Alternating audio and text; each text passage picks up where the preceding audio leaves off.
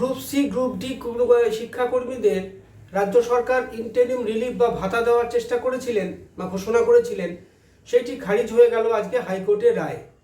যে সমস্ত আইনজীবীরা মমতা বন্দ্যোপাধ্যায় সরকারকে পর্যুদস্ত করার জন্য তার যে কোনো রকমের সামান্য খুঁটিনাটি বা কোনো ত্রুটি বিচ্যুতিটা নিয়ে হাইকোর্টে যাচ্ছে বা সুপ্রিম কোর্টে যাচ্ছে, তারা আর কি সফল হলেন। অর্থাৎ যে সমস্ত আইনজীবীরা সবসময় চেষ্টা করছেন যে সাধারণ মানুষকে কি করে ট্রাবলে ফেলা যায়, আজকে সেইভাবে তারা হাইকোর্টের সামনে গিয়ে বিভিন্নভাবে এমন করে প্লেস করছে যে আজকে হাইকোর্ট এই জাতীয় রায় দিতে হয়তো বাধ্য হচ্ছে। আমরা কোনো বিচারকের নিয়ে কোনো কথা বলতে বসিনি এখানে, কিন্তু এটা ঠিক যে যেই বিচার বা যে রায় আজকে এত লক্ষ লক্ষ মানুষকে অসুবিধার মধ্যে ফেললো, সেটা নিয়ে আমরা দু চার কথা বলার অধিকার নিশ্চয়ই আমাদের আছে। কারণ আইন নিশ্চয়ই মানতে হবে প্রত্যেকটা দেশবাসীকে, কিন্তু মানবিকতা তার চেয়েও ওপরে। আজকে যে কোনো কারণেই হোক, কোনো দুর্নীতি আজকে প্রমাণিত হোক বা না হোক, যখন বহু মানুষের চাকরি চলে গেছে, যখন আজকে তাদের এই পুজো আসছে সামনে, তাদের পরিবারে কিভাবে খাওয়া হবে না হবে এটা নিয়ে কেউ যখন ভাবছে না, তখন রাজ্য সরকারের মুখ্যমন্ত্রী মমতা বন্দ্যোপাধ্যায় চেষ্টা করেছিলেন যে 20,000 এবং 25,000 টাকা করে ভাতা তাদেরকে দেবেন। এটা ইন্টারিম রিলিফ বলা হয়েছিল, অর্থাৎ এটা সবসময়ের জন্য দেওয়া হবে না। আবার যখন চাকরি এই সমস্যা মিটে যাবে, তখন আবার যেমন যথারীতি যেমন চলছে তেমন চলবে। কিন্তু আজকে এই উদ্যোগটাকে জল ঢেলে দিলেন কারা? না, এই সমস্ত আইনজীবী বা এই সমস্ত খুঁটিনাটি যারা সামান্যতম মানুষের এতটুকু কথা ভাবেন না, এই সমস্ত অমানবিক আইনজীবীরা আজকে করেছেন। আপনারা কি আইন পড়েছিলেন মানুষকে বাঁচাতে, না মানুষকে বিপদের মুখে ফেলতে?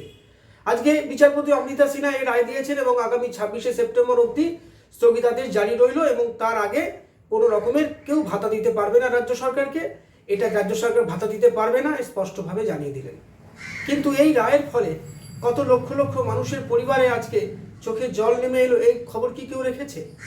কোনো একটা প্রসেসে আজকে 26,000 চাকরি যেমন যখন বাতিল হলো, বলাই হচ্ছিল যে 20,000-এর বেশি মানুষ সেখানে ন্যায্যভাবে চাকরি পেয়েছে, বাদবাকি বেশ কিছু মানুষ, সামান্যতম মানুষ হয়তো দুর্নীতির সঙ্গে যুক্ত হয়ে গেছিল কোনো না কোনোভাবে। কিন্তু আজকে তাদের জন্য ম্যাক্সিমাম মানুষকে কি করা হলো? তাদের চাকরি থেকে বঞ্চিত করে দেওয়া হলো। আজকে যদি আমরা এটা বলি যে বিচারের বাণী নিভৃতে কাঁদে, আজকে বিচারে বলা হয়েছে যে কোনো অপরাধী শাস্তি পাক বা না পাক, যেন কোনো নির্দোষ শাস্তি না পায়। আজকে কি দেখছি আমরা যে সমাজের বিভিন্ন বিচারালয়গুলোতে বিচারের বাণী আজকে নিভৃতে কাঁদছে।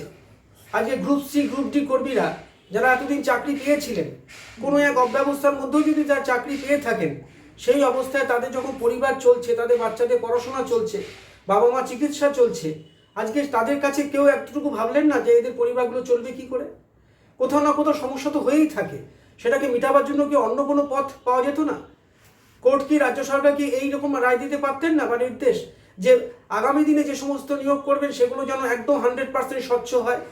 যারা চাকরি পেয়ে গেছে তাদের তো কোনোভাবে বরখাস্ত করা যায় না, কারণ তাদের পরিবার রয়েছে। এই দিকে তাকিয়ে কি এটা মানবিক হওয়া যেত না?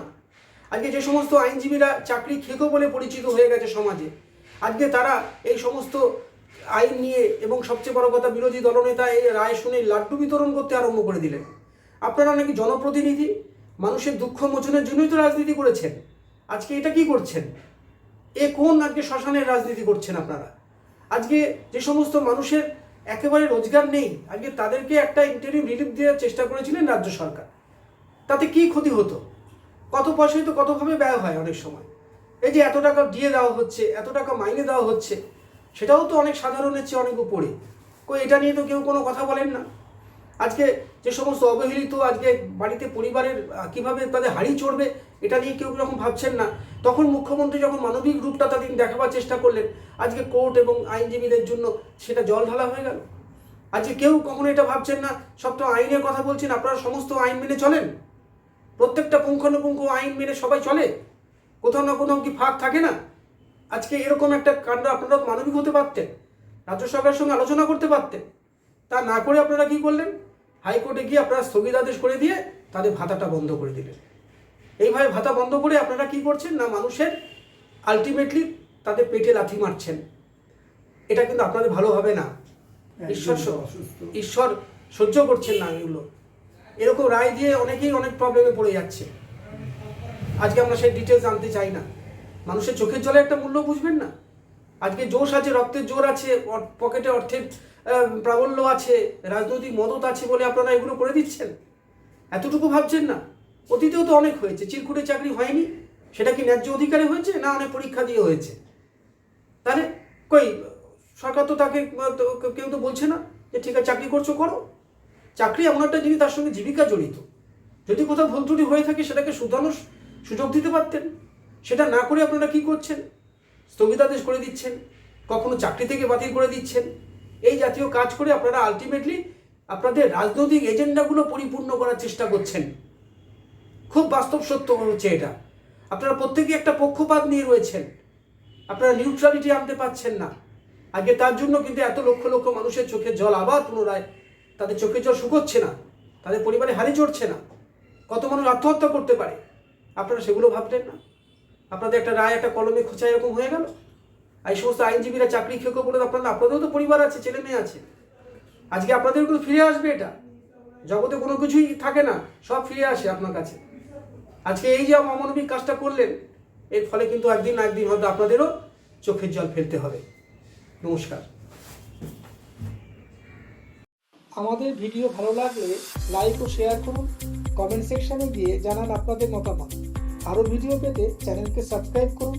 প্রতি মুহূর্তে খবরের আপডেট পেতে প্রেস করুন বেল আইকন।